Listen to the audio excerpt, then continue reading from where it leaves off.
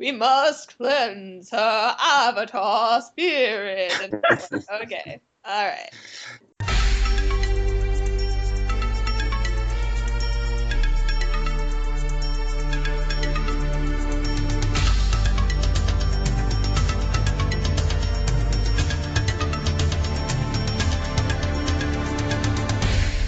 You're listening to the Vassals of Kingsgrave Core Edition for episodes 7 and 8, Beginnings, Part 1 and 2. And we had some trouble with the recorder earlier in this episode when we introduced a fourth member, our guest host, to the call. We basically lost the first few minutes. Unfortunately, Stephanie could not rejoin us to re-record the introduction, so Mihal and I are going to run through our lemon cake rating again. I gave it a 5 out of 5, 10 out of 10, all the trophies everywhere, all the accolades. I thought it was probably the best viewing experience I've had with Korra all season.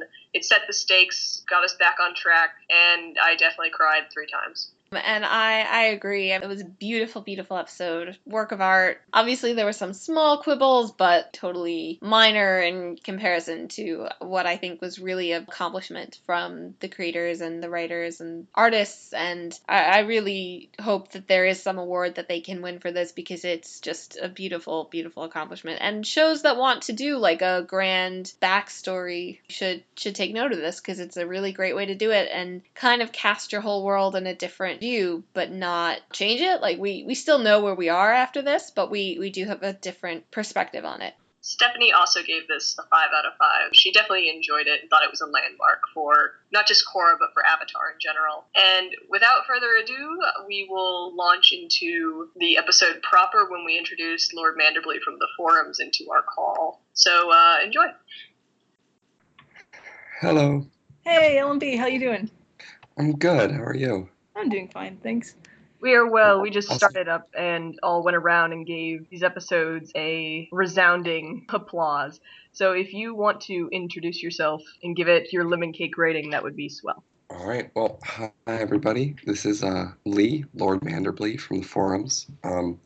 I'm fairly new to the Avatar and Korra world, but at least I used to be a fairly big part of the forums before I went abroad. So hi everybody. Very nice to meet you, Katie and Mikhail. And I loved the episodes. I thought they were fantastic. Really, really good. I'd say my lemon cake rating was 4.5, 5. I don't know. It was pretty fun. What were your reservations, if any?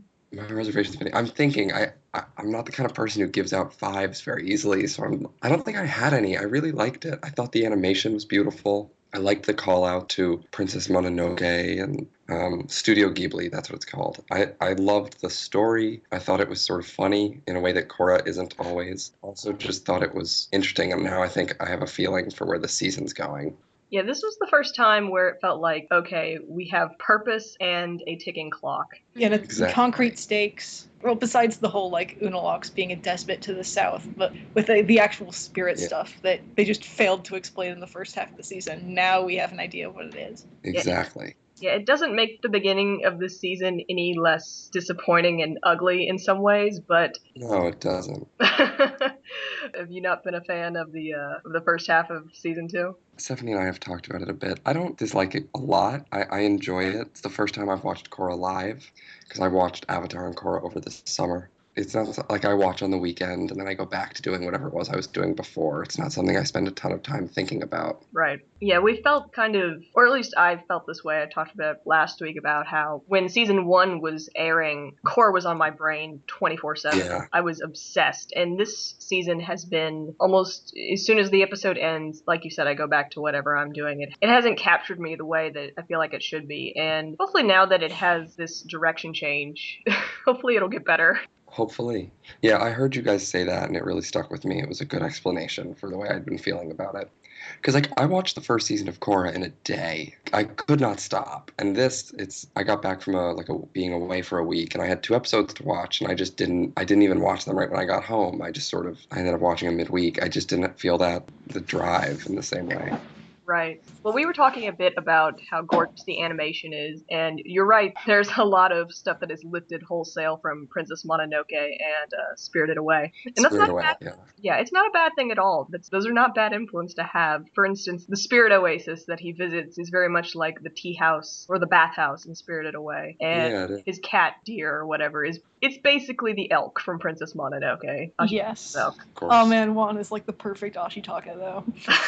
He's not as boring as Ashitaka. Fair enough. The Third Oasis place is also or not the Oasis, the battle, the place where they do battles, also a giant yin yang symbol. Yeah, and when he goes to the portal, isn't it, and he's fighting Vatu, the two spirit portals make a yin yang. But if we want to talk about renewed stakes a little bit, can we agree that Unalaq is being manipulated by Vatu? I don't know if he is. I kind of think that maybe he's been tricked the same way Juan was. He thinks that he's rescuing someone. Like, we have no idea how much of this story has been preserved. I mean, 10,000 years is a long time. Korra could be the only person on the planet who has any idea about any of this now. So maybe he thinks he's rescuing a spirit, because the power to calm spirits would seem to someone to be a power only a good guy could have. So maybe he thinks he's saving goodness and he's going to restore everything and bring things back to like a more spiritual world. But then really Vatu is going to burn everything down.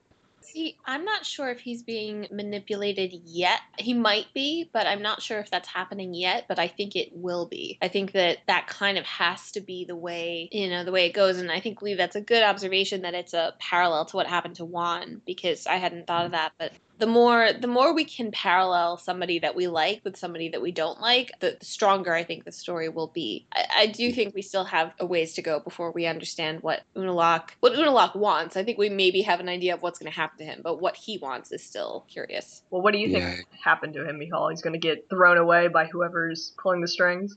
Yeah, I think he is in way over his head, and I think he doesn't know it. I think he thinks that maybe he and Korra are destined to restore balance. I don't know. The idea of an evil avatar, or not even evil, but a counter avatar to the original, Rava Juan combination. I'm almost curious that that this hasn't happened before, and you can almost make an argument that that's fair with balance. Sure, balance, hey, Locking the spirit of chaos away in a tree for all time is not a fair notion of balance.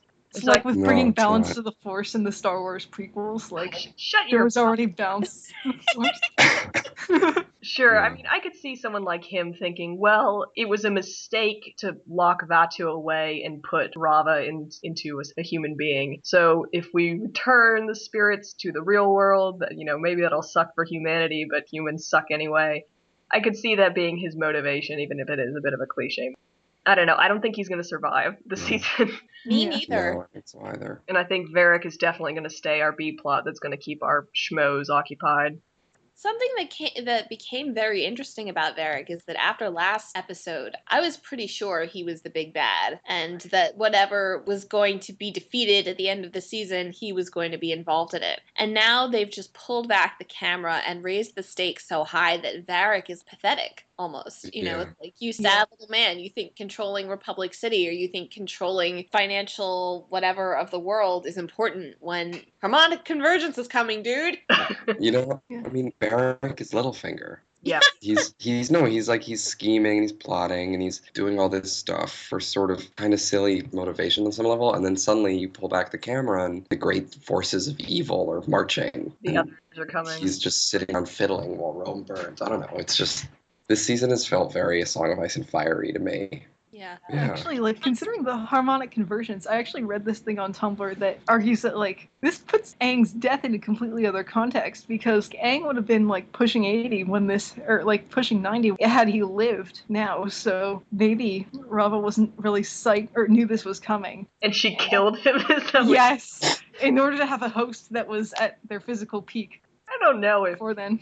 I think 10,000 years stuck in humans might have given her some more compassion and not given Aang cancer or something.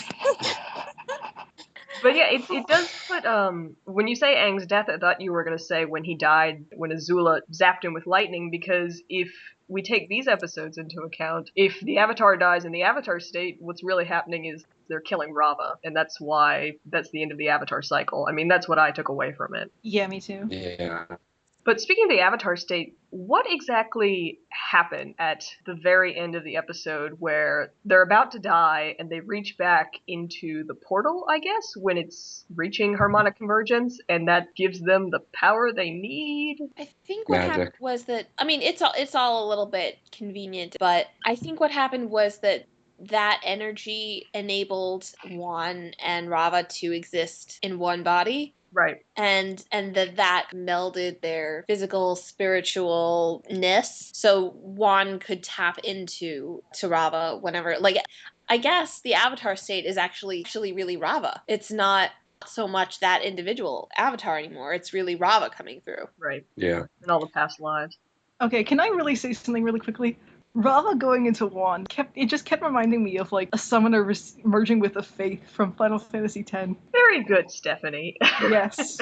No, I just keep thinking, I just see like Yuna merging with the faith of Bahamut when she like flies into Wand's chest. Well, I don't know. I kept seeing a sperm ghost passing through it. A boy. Yeah, that's what I saw too. Katie insists on lowering the tone of this episode. It's okay. I'm sorry. I agree with Katie. That's what I kept thinking. It's like, I felt you pass through me. I'm impregnated with. Shut up! Well, it was also it's not like Rava wasn't like a phallic shaped spirit, and then she'd suddenly get really phallic when she was entering. Oh my god! I hate you guys. That's so true. Mihal thinks it's a beautiful love story. It is. All of Avatar is a love story between Rava and Juan. That is all of Avatar. That is everything that it is. I don't think it needs to be a love story. It is a love story. They're just friends. It's totally a love story. She Ugh. said she was going to be with him for all time. And then he died on camera, and I started crying. That was was intense. That cut after that crazy scene, it's like, yay, we're gonna make peace. And then you cut to him ancient and dying and all his futility, and like it's like they lost at the end of Lord of the Rings. It's crazy. I gasped out loud. It was so intense. And then that's what made it so beautiful, that she was like, no, you know what? We're just going to keep trying. And they've been doing this shit for 10,000 years, guys, and there's still no peace. And I can't. Yeah.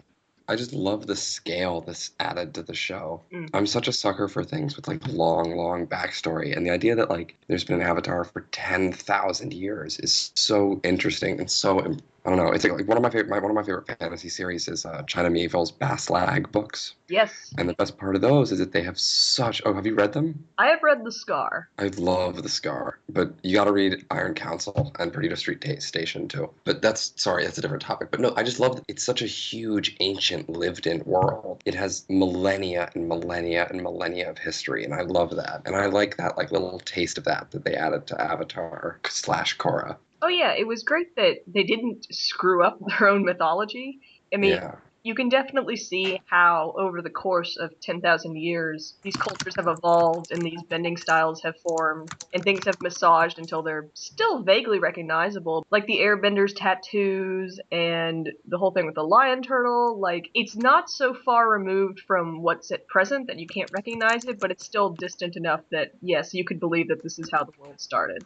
Yeah. Especially, it brings in the lion turtles really well, because a lot of people do take issue with the lion turtle just showing up at the end of ATLA. So I think this really just like makes it so much more fluid. And I agree. It didn't contradict bending either, because the lion turtle, it gives you the element, it doesn't teach you how to use it, and we could see that he learned how to bend the fire from the dragon, what we knew anyway. Okay, I have a question though. How did everybody else get bending? I guess if you had it, your children might have it. That's the only explanation I could think of. except Brekov said that it's not genetic. It's your chi, whatever. Yeah.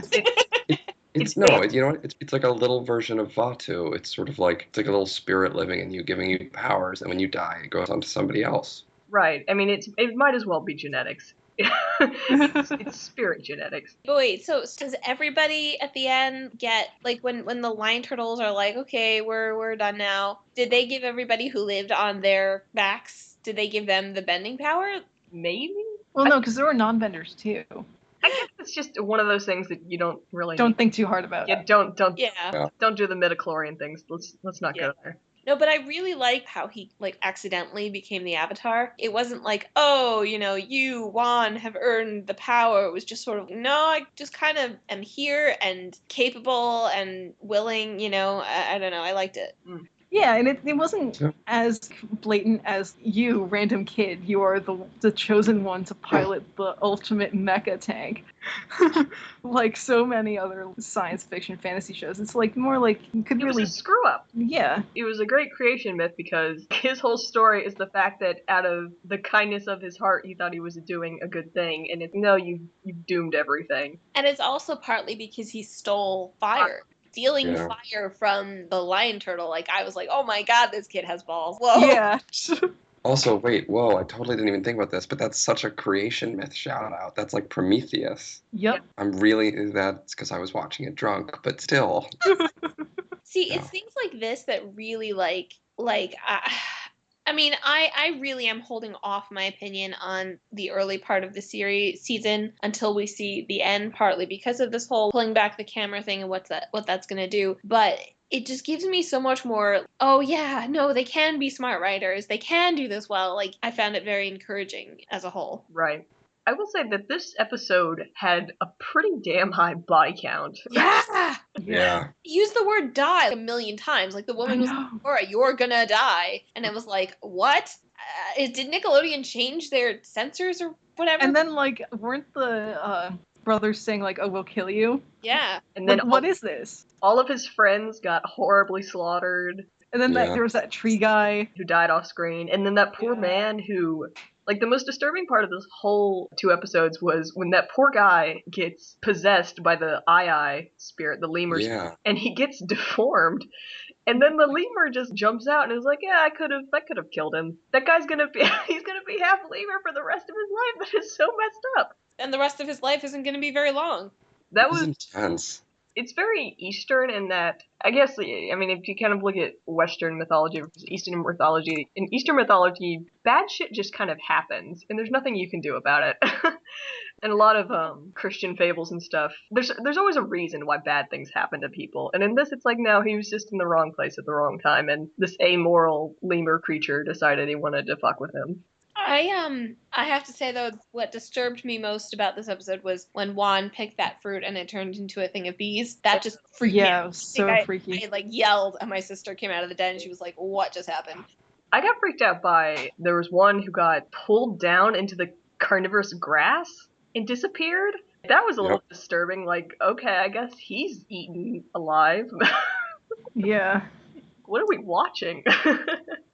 I was thinking about the Eastern thing you said, and it actually, like, not to get too way out there and meta-ish, but, like, I'm studying abroad right now, and we've been learning a lot about how Western and East cultures have very different focuses on sort of the self and the individual and your ability to alter the world around you. And, like, Western mythology is very individualistic, but also believes that, like, you affect your own fate. You control what happens. You can change things, even though a lot of the time you can't. And Eastern philosophy is often more accepting of the fact the world sometimes just happens to you. Right.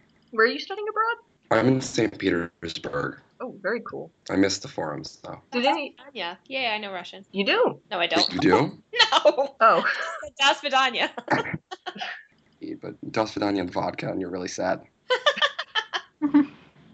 Anyway, if we want to delve into some theories that have popped up on the forums, has anyone seen that side-by-side comparison of Ko's tree from Last Airbender with the tree that Vaatu is? Yes. Yeah. That is pretty great. And so is Ko, I mean, assuming that they're the same tree, is Ko then a minion, or is he Vaatu himself? I like the idea that he's a minion. I actually want him to be a guardian.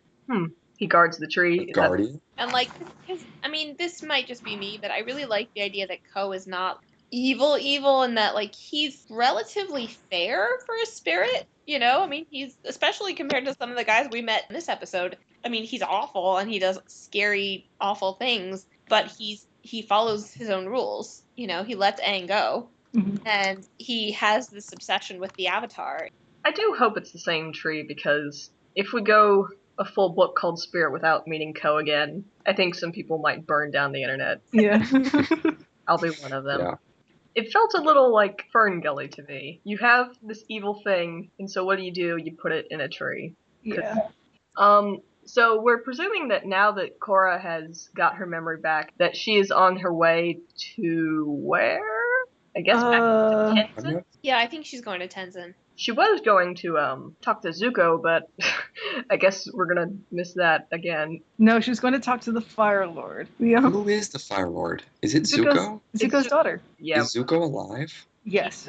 I just want to hang out with him. He's like 90 now-ish. Let's just watch him and Katara reminisce. The next episode is called The Guide, and so either she's gonna spend an episode hanging out with the Fire Lord, or she's just gonna go straight to Tenzin, and we're gonna launch into, well, from the clips we saw, we know that next episode is animated by Studio Pierrot. It's the last episode they're doing, and then it's gonna be Thank God.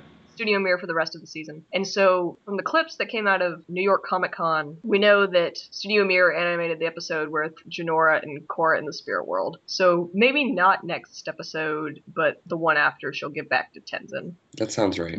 Yeah. I will say that overall, I guess this is something different, but I was overall very impressed with the voice acting. But the woman who played the woman who isn't May, the Fire Sage lady, she was like, "We must cleanse her avatar spirit." And I was like, okay, all right. Well, the very first line Yes. of the episode belonged to Serena Williams. Yes, it did. Didn't Yes. I heard Wait, that voice what? and I'm just like, that's Serena Williams. The tennis player? Yeah. She voices that that guard who's nice to Iroh in the beginning of the invasion in ATLA. Yeah. That's her voicing her. So she Really? came back. Yep. That's so cool. Does she just like the show? Yeah. That's so cool. She's like, I'm Serena Williams. I can do whatever I want. So I'm gonna Yeah. voice this character on this show I like. I'm just so jealous. I know. I will say it was the worst line reading of the whole episode. But it's Serena Yeah. Williams. It is a little odd, but, whatever. They had to give her something. Give her that one line. I was really waiting in that scene where the old lady talks to Korra. I was really waiting for her to like drop a hint at who she was, for it to be like Azula or something. Do you really think Azula would be a fire sage now, though? I Yeah. can see it. No. She's like 90. I could see it. I don't think Azula ever got Since, patient. she's like Queen Fire Sage, and she like makes everybody do whatever she wants. I'm of the camp that hopes Azula eventually gets better and is not that much of a fan of how she's been portrayed in the comics, but I think that's such a stretch. I'm pretty sure she gets in a fight with a volcano and then dies in her 30s. That's where my money is. She's like, "You think you can do better fire and lightning than me?" And then it can. It's an actual volcano. Yeah, I was thinking that it was going to be May, but apparently it's just Fire Sage. And I'm It hoping... makes less sense for her to be. I mean, I don't think it's May now at all, but it makes less sense for her to be May if Zuko is alive. Also, she's a bender, so it's not May. At the end of the episode, Korra wakes up, she gets her memory back. I hope that she's the one to tell the Fire Sage about the end of the world coming in 2 weeks, because other words, what the hell has that lady been doing? She's like, harmonic convergence is coming soon. I was like, have you been sitting on this information and you haven't telling anybody? The Fire Sages have a history of doing that, though. Yeah, we don't know how long Korra's been out, but hopefully it's not been like 6 months or something. No, I think it's only been like a week or so. Otherwise, I think we would have had more of stuff to do in Republic City with Mako and Asami then. Anyway, Amin wanted us to read some of his questions for this episode from the forum. Do it. All right. Overall, he liked the episode. He thought it was a great adaptation of Miyazaki influence. Loved the imagination, loved the lion turtles. But he did have some questions.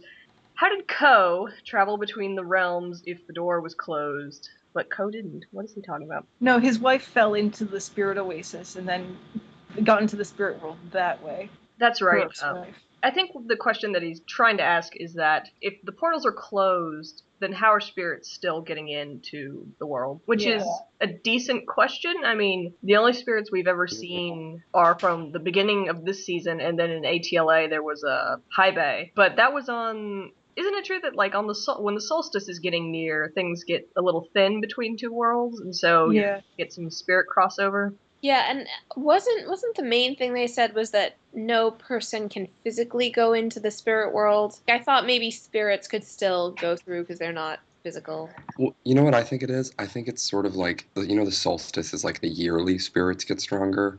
I'm sure the harmonic convergence is like the equivalent of that on a 1,000-year scale. So Right. like maybe in the middle of the cycle, nothing goes anywhere, but right when you're about to hit the convergence, I'm sure the walls are kind of weakened. Yeah, and I'm okay with not holding everything to that. Like I'm okay. I guess it maybe doesn't make sense that what was his name? Help me out, Stephanie. Bad Water Tribe Avatar. Crook? Crook. Yeah, his wife. I guess maybe it doesn't make sense that she was able to be sucked in unless it was her spirit. I don't know, I but think it was, they did get married on the solstice. okay. All right. So, like, Anyway, I'm not going to hold like every little tiny piece of information to them because this is way good enough for me to be like I'm all right with there being a few inconsistencies. Yeah, me too. That's not something I usually say. But like also, I mean, I get it. Like it's two separate series. Not everything is going to align perfectly. It's been quite a while. It's not the same as like Renly's eyes or something. Like in the same series, different. I mean, I think the spirit rules are very soft. Yeah. They're not human rules, they don't work by human logic, and so they kind of do whatever. So basically, Unalaq, he got Korra to open the southern portal. Now he needs her to open the northern portal, I guess, so that Vatu can escape? Or yes. if the portal had remained closed, would harmonization not matter anymore? But there's that other portal, right? There's the portal that Juan closed that was like right next to it. That's the one that he stuck Vatu in, right? There's only two. There's the south and the north. Wait, so then what was that? What wasn't there light coming from two sources in the final battle? I only watched it once, but there was like red light and blue light. And No, he Those are closed, the two portals. but they're in The different two portals, for some reason, come into two different entrances right next to each other in the spirit world. So there's four portals. No, there's two No, just two. in the north and the south. It's a door between two worlds, and so if you step through it in the South Pole, you'll go to that kind of in between space, or I guess what's just the spirit world, and then walk a few meters, and then there's the northern portal, and you'll come out in the North Pole. I think that's how it works. So the red portal was the northern portal? Does Okay. it matter? No, I was just curious because they were like right next to each other. Yeah, that was. But I guess that's kind of. It's sort of yes, like the navel of the world or something. Yeah, I mean they're right next to each. I think that's the point. Is that what Unalaq was saying? Is if we open both the portals, we'll be able to travel very quickly between the north and the south. And so instead of having to circumnavigate the globe, you can just pop in, pop out. Could Unalaq be that stupid? Maybe that's really his. Maybe he's not related to Vatu at all. Maybe he actually just wants the portal and thinks it's worth the risk. We did see him go into the spirit world last episode, I think. So it feels like if he's not, Oh yeah. yeah, if he's not taking direction from somebody, he's checking things out. Yeah, honestly, it seems like he just wanted to reconquer this. It could be very likely he just wanted to reconquer the South and uses the portal in order to, like, not have to deal with moving your troops halfway around the world. It would definitely make supply lines easier. Yeah. Just something they could have tied in at the beginning of the season with the spirit attacks out in the sea, but nope. Yeah, but No. No. Also, so I have a question. I have a thought, and I want to see what you guys think. I think that the way the season's going to end is the world's going to have balance restored, but it's not going to be through an evil avatar. It's going to be through Korra losing Vatu. I also thought that the avatar state is that the avatar experience is this 10,000 year thing and now it's over.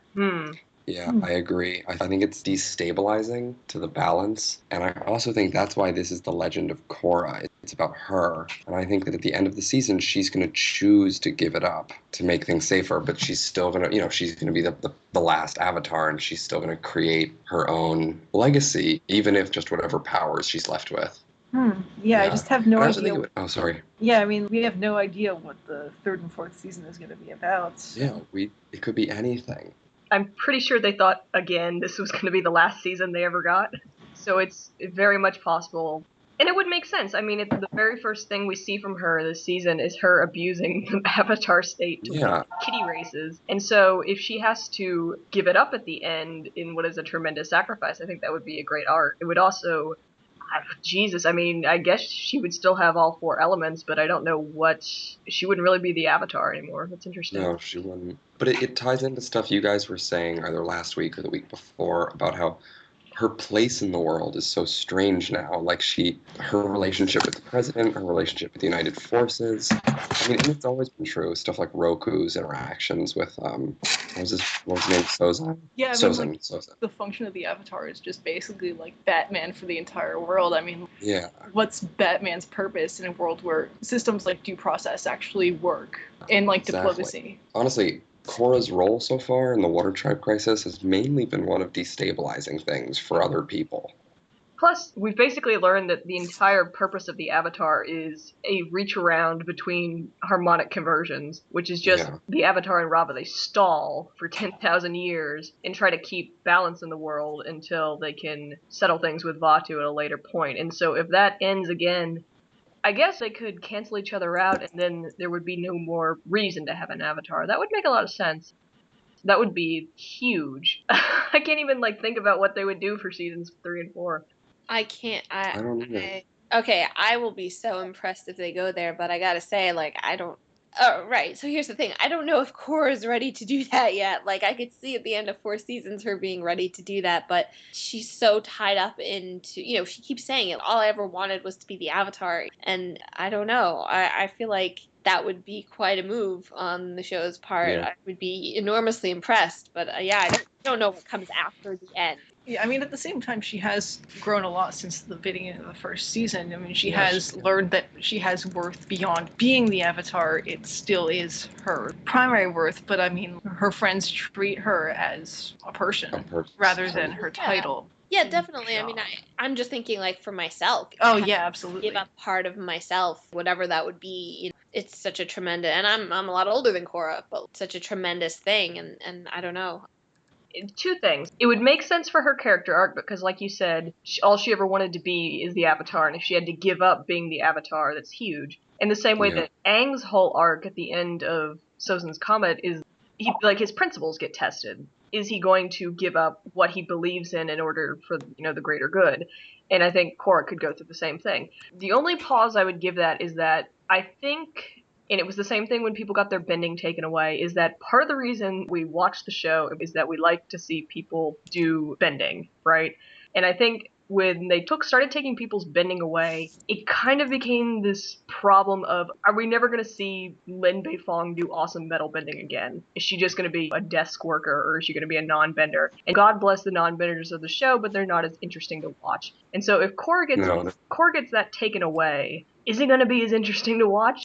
Yeah, especially since part of what I love about Korra is that she is so unique for a female lead. Mm-hmm. And then just... depower her. Yeah. It would just leave a really bad taste in my mouth, even if it was executed tastefully. But would it... I don't know necessarily that would end the era of bending. It would just end the Avatar state. Yeah, I don't think bending's coming to an end. I just think that an Avatar really doesn't, in an increasingly industrialized world, the Avatar doesn't make sense from any perspective. Right. It's sort of it's like trying to make an argument for benevolent monarchy in a truly modern era. Mm-hmm. I think monarchy was a decent system in the Middle Ages, and before that it had a lot of awful things. Also, you couldn't really have managed democracy that well back then, or something with more participation. And I think the Avatar is sort of similar. It's complicated and too quick moving a world. You can't have someone who might be a teenager or an old man who's just given this spiritual say over everything that happens to everybody. Well, I guess the one question that I would still have is what happens to the spirit world, because the part that remains, I guess, relevant of Korra's job, even though like we said, I guess last week or 2 weeks ago, a lot of her interactions are like, pay attention to me, listen to me, I'm important, and other people are like, who are you? You're a teenager. But nobody really seems to debate the fact that the Avatar is important in keeping the spirit and the physical world in balance, and presumably that would still be necessary, unless, because the world, something I really enjoyed was that, the spirit wilds, like we said, that's serious shit. It was really dangerous, and spirits and people really needed a go-between. So does that remain? Is that past the Avatar state? I don't know. It's a good question. They didn't have, I hate to say they didn't have the spine for it, but they didn't leave Korra without her bending at the end of last season. I'm not sure they're going to cripple her permanently at the end of this season either. Yeah. But I do like, Lord Manderblade, I do like that theory. That's actually, I hadn't thought of that actually happening at the end of the season. I would be, like you said, Michal, I would be deeply impressed. Yeah. I mean, because I think they have to resolve in some way the lack of balance that's going on right now. But I have no idea how they'll do it. Maybe there will be an evil avatar. That would be kind of fun, too. Meanwhile, Mako, Bolin, and Asami are just going to chill in Republic City and deal with Eric. Though we did see in some of the preview images them going into the portal, so I guess they'll get up north eventually. I just can't imagine the supporting crew in the spirit world. That's going to be amazing. It's going to be amazing just to see what happens. Like at the end of the season, Korra gets the Avatar state taken away, Mako gets promoted to detective, Asami gets control of Eric's shareholders because he's going to jail, and Bolin becomes a porn star. And yeah, I want Bolin back. I'm not sure. I don't want him to be a movie star. No, I know, me neither. I want him back. I want somewhere in between letting Asuka walk all over him and being disgusting. I liked Bolin last season, and I don't know what's happened. He's become a jerk, and not in a fun way. No. Yeah, he misses Mako. That's the really reason. In a gross way. Well, here's the thing, though. I was very upset about this, but at the same time, we're not supposed to think that this is a good development for Bolin. I don't think. No, I agree. Yeah, I agree, Michal. I don't think they're trying to be like, oh, look, Bolin's the greatest. It makes me sad, because I liked Bolin last season, and he was sweet. And I thought his relationship with Korra was really interesting, because it was actually he had a thing for her, but they stuck together still anyway, and he and his brother didn't I don't know. I just thought they did something they don't do that often in kids' shows. And this season, he's just been switching between pathetic and creepy. It's very upsetting. I mean, it makes sense to me in a certain way that this would come from, his behavior now. Well, I mean, it's all Eric's fault. But his behavior now is also partly a result of his being walked all over by Asuka. And it's sort of an emotional, disgusting response to that. I want him to recenter, to be... he needs balance, Yeah, he does. Those poor guys, they have no idea that the apocalypse is coming. They need the slips, the eclipse calendar thingy. Oh, the spirit library. Well, we are going back there. I know, I can't wait. Wait, they are? We've seen Washi Tong in they are. The previews. Oh, wow. Well, are you sure he's not just in the spirit world again? Because he took his library back there. Well, we've seen Janora descending into the library. Oh, okay. Way to spoil me, Katie. We all watched the preview. What are you talking about? No, I didn't. Oh, okay, damn it. Well... No, it's okay. I was just being sarcastic. All right. Were you saying something about the mustache duo? Me? Oh, yeah, I want them to go to the spirit world. There's no spirits here, and then Mako will be like, hey, look, there's spirit, and I'll be like, that's not a spirit. I'll show you a spirit, yeah. And then we'll go and get possessed by them for disrespecting them. Do you think the twins are gonna, if... That's the thing, if Unalog bites it, are the twins gonna stick around, or is it gonna be revealed that they're actually spirits, they're not children at all? Oh my god, that would be awesome. We don't know anything about Unalog or his wife. I could see him, dragging twin spirits out of the world and being like, yes, you are my children. That's my new headcanon, and even if they prove it's not true repeatedly, I will refuse to stop believing that. Maybe that was his response to Tonrak being the father of the Avatar. Well, you think you're the father of the Avatar? I'll have two actual spirits for babies. Oh my god. Unalog, just stop being mad. I mean, sucks for you. The Avatar springing from your brother's loins. Just don't fuck with his mojo. I forgot about Tonrak. Thanks for reminding me. Rava came from Tonrak's loins. Just a boring character. Yeah, I mean, he's Thor. Thor is the most boring character in Thor. True. Though I was about to say he's a great superhero, and I'm about to say he's a great god, because all of his stories are just him winning drinking contests. Wait, I have a really random question. Are you the Avatar from conception? Is there 9 months where there's No, I think the flashback with Aang and Roku was pretty much established that once you die, the Avatar finds a new host as soon as possible. That's kind of creepy. That's kind of weird, and parasite-ish. Okay, makes sense. Well, Rava she looks like a flatworm, which is a parasite. Yeah, you're right. She's basically a parasite sucking on Juan's soul for all eternity. Yep. You know, No, a very phallic parasite. It's love. I hate you. All right. Anyone else have any closing thoughts, theories, impressions, predictions? Mm. No? Don't think so. Do you guys think that this story prevents the telling of any other past Avatar stories? I can see that. Between Juan and Aang, or I guess Juan and what's her name, the Airbender Avatar. Yang Chen. Yeah, because I always thought that would be cool to tell that kind of story, but maybe there's no place for it anymore. We know there's been hundreds of avatars across 10,000 years. I could see it. It was Republic City Dispatch, so like it feels like a backdoor pilot where they could have another series where every episode is just about one avatar, which would be fun. That would be awesome, but it's very unlikely. I mean, they've pretty much stuck to the most current 5, which is Aang, Roku, Kyoshi, and Kuruk, and then sometimes Yang Chen. But they still have a huge roster that they could go to when they need it. No, I think they're done with the Avatar world after Korra, just because they want to do something different. And Avatar would not be the same without Bright. I mean, we need only look to Lord Shyamalan. No, he's never getting that second movie made, I hope. There would have to be like poison going on for that to happen. I hope they never make a live-action Korra movie. Ew. No. Just the idea that it's so good, we should make it live action. It's like, no, you don't understand what good animation is. It's not like live action is an immediate step up from animated. That conversation infuriates me. The last Airbender movie, there'd be some white wave playing Korra. Or they would do it and it would be like, instead of representing the like interesting mixture of cultures, they would just film the whole thing in like Hong Kong or something. All right, well, I gotta go, but it was a pleasure meeting you guys and podcasting with you. Thanks so much for letting me join. We were happy to have you. Yeah. Yeah, it was fun to talk about you guys. It'll help tide me over until the next episode. Sure, if you ever want to hop in, we usually record on Sundays. Sure, I'd love to try. That'd be really fun. All right, then. On the forums, hi. Hope you're doing well. Adios. See ya. До свидания.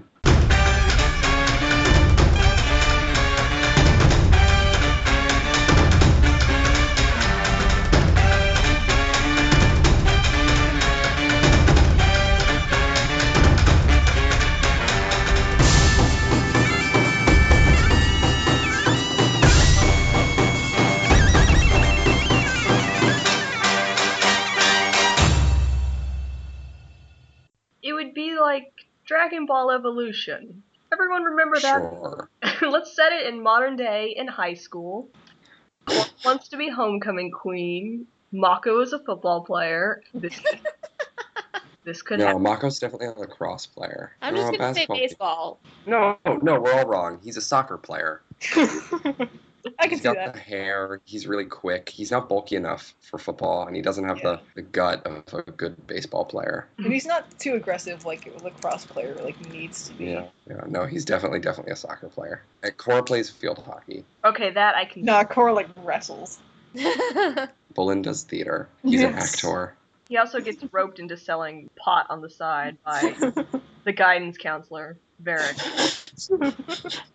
Sami is homecoming queen. No, Sami is head of the business society. You mean the AV club? Sure. Tenzin is the English teacher, or world religions teacher, that makes sense. Yeah, world religions. And they make him coach the soccer team or something. Yeah, and Tarlock is the creepy vice principal. Who are the mustache cops? That's the real question. I guess they're part of Beifong's campus security.